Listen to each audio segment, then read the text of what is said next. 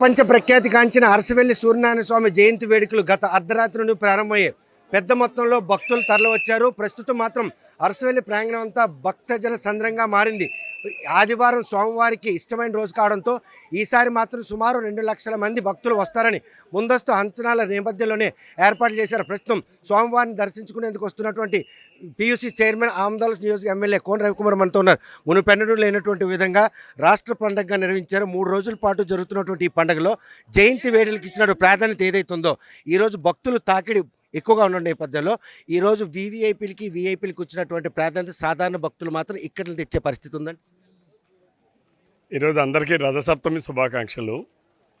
ఆదిత్యుడు పుట్టినరోజు అలాగే రథసప్తమి రోజు అయినటువంటి ఈరోజు విశేషమైనటువంటి అంటే ఆదివారం సూర్యనారాయణ స్వామి గారి రోజు. ఈరోజు అదే రోజు రథసప్తమి పడింది. దానివలన భక్తుల తాకిడి కూడా చాలా ఎక్కువగా ఉంటుంది.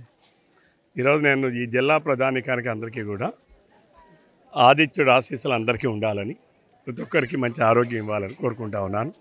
అలాగే మా నాయకుడు చంద్రబాబు నాయుడు గారు, మా యువనాయకుడు లోకేష్ బాబు గారు, వారి కుటుంబ సభ్యులకు కూడా మంచి ఆరోగ్యం ఇవ్వాలని చెప్పి నేను ఆల్రెడీ ఆదిత్యుడి సన్నిధికి వెళ్ళి ప్రార్థించి వచ్చాను. అయితే కార్యక్రమాన్ని నిర్వహణ చేసేటప్పుడు మేము అంచనాలతోనే ఉన్నాం. ఇది ప్రజలు ఎక్కువగానే వస్తారు, కానీ అంచనాలకు మించిన భక్తులతో ఈరోజు అరసవెల్లి ప్రాంగణం కిక్కిరిసిపోయే పరిణామాలు. సాధారణ భక్తులకి అరగంటలోనే దర్శన భాగ్యం కల్పిస్తారన్నటువంటి ఆ ప్రకటన ఎక్కడో పొంతలేనటువంటి పరిస్థితి అయి ఉండొచ్చు. కానీ అంటే మా వాళ్ళు ఎక్కువ ఏర్పాట్లు చేశారు అధికార యంత్రాంగం, కానీ పర్యవేక్షణ లోపం నాకు స్పష్టంగా కనబడతా ఉంది. గడిచిన 3 రోజులుగా కూడా ఈ కార్యక్రమాన్ని ఏదో కాస్త లిమిటెడ్ లాగా చేస్తూ ఉన్నారు. కాబట్టి ఇది రాష్ట్ర ప్రభుత్వ అధికార కార్యక్రమం లేకపోతే ఏదో ఒక గ్రామ కార్యక్రమం అనేటటువంటి విధంగా ఇది కనబడతా ఉండడం కూడా కొన్ని లోటుపాట్లు, కొన్ని లోపాలు ఉన్నాయి. మీరు కూడా ట్రాఫిక్లో 2 గంటల పాటు చిక్కుకున్నారు. పోలీసులు కూడా కోన రవికుమార్ వాహనాన్ని కూడా నిలువరించే పరిస్థితి. భక్తుల దృష్టిలో పెట్టుకున్నా లేకపోతే వీఐపీలు తాకిడి కనుక పెరిగినట్టయితే ఈరోజు భక్తులకి అసౌకర్యం కలుగుతుంది పోలీసుల వ్యవహారం. అందుకనే నేను వీఐపీగా రాలేదు, నేను సామాన్యుడి భక్తుడిగానే వచ్చాను. ఉదయం 9 గంటలకు వచ్చాను నేను బయలుదేరి. జనరల్గా వీవీఐపీలు అందరూ 12 గంటలకే వెళ్ళారు. నేను సామాన్యుడు భక్తులాగానే వచ్చాను. ఉదయం 9 గంటలకు వచ్చాను. ప్రజలందరూ అన్నీ పరిశీలించాలని ఒక అవగాహన అవుతుంది. తర్వాత ఏంటంటే ఈరోజు కార్యక్రమాలని నిర్వహణ చేసేటప్పుడు మాకు ఒక అసెస్మెంట్ ఉంది. అసెస్మెంట్ ఉన్నప్పటికీ కూడా కొంత మేము చేయడంలో కొంత విఫలమయ్యామేమో అనేటువంటి భావన అయితే అందరిలో కలుగుతూ ఉంది. మీ మీడియా ద్వారా కూడా తెలుసుకుంటున్నాం, ప్రజలు కూడా మాట్లాడుతూ ఉన్నారు. నేను కూడా ఇప్పుడు ఒక అరగంట నుంచి ప్రజలతో మమేకం అవుతున్నాను.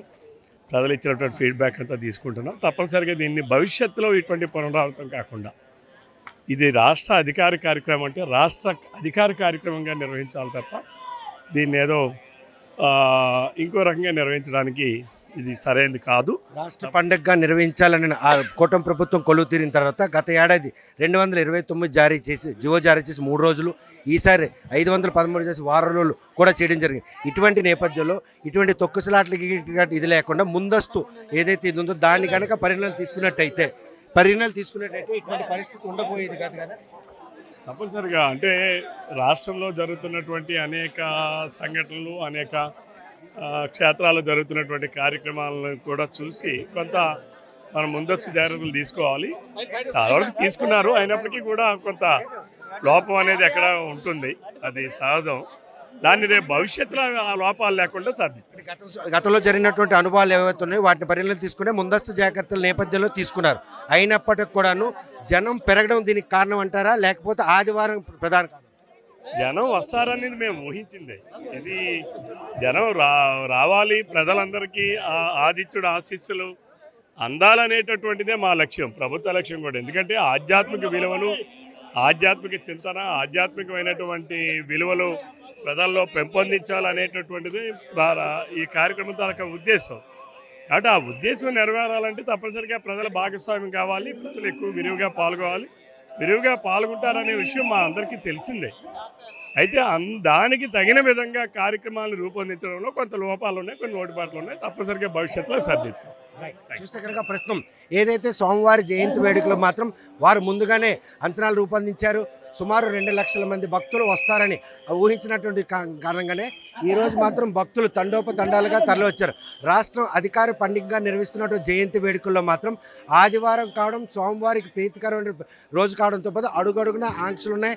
ఆయన ఒక వీవీఐపీగా కాకుండా కేవలం ఒక సాధారణ భక్తుడిగా వచ్చి ఇక్కడ భక్తులు పడుతున్న వేతలను కూడాను అడిగి తెలుసుకొని ఆ లోపాలను భర్తీ చేసి ఈరోజు పూర్తి స్థాయిలో మాత్రం ఆ లోపాలను నివారించి మాత్రం భక్తులకు శీఘ్ర దర్శన భాగ్యం కలిగించేందుకు అధికారులతో సమీక్ష కూడా నిర్వహించే పరిస్థితి ఉంది. ప్రస్తుతం మాత్రం అరసవల్లి ప్రాంగణం అంతా కూడా పూర్తిగా భక్తజన సంద్రంగా మారింది. ఈ భక్తుల తాకిని దృష్టిలో పెట్టుకుని ఆయన మాత్రం సాధారణ భక్తుడిగా వచ్చాను, భక్తులు ఉన్నటువంటి సమస్యలు అడిగి తెలుసుకుంటున్నాను, ఆ సమస్యను తీర్చేందుకు తాను చేస్తున్న ప్రయత్నం భక్తులకి శీఘ్ర దర్శన భాగ్యం కలిగేందుకు దోహదపడుతున్న ఆశాభావం వ్యక్తం చేస్తారు. మరి ఆయన ఆశాభావంకి అనుగుణంగానే ఈరోజు భక్తులందరికీ పూర్తి స్థాయిలో ఆ శీఘ్ర దర్శన భాగ్యం కలుగుతుందని ఆశిద్దాం. అరసవల్లి ప్రాంగణం నుండి వీడియో జర్నలిస్ట్ రామకృష్ణ సురేష్లతో సత్యం RTV శ్రీకాకుళం. చరిత్ర సృష్టించినోడు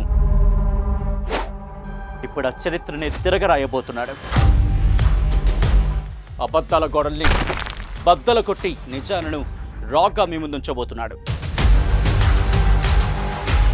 నిజమైన వార్తల కోసం వెంటనే డౌన్లోడ్ చేసుకోండి రా యాప్ని.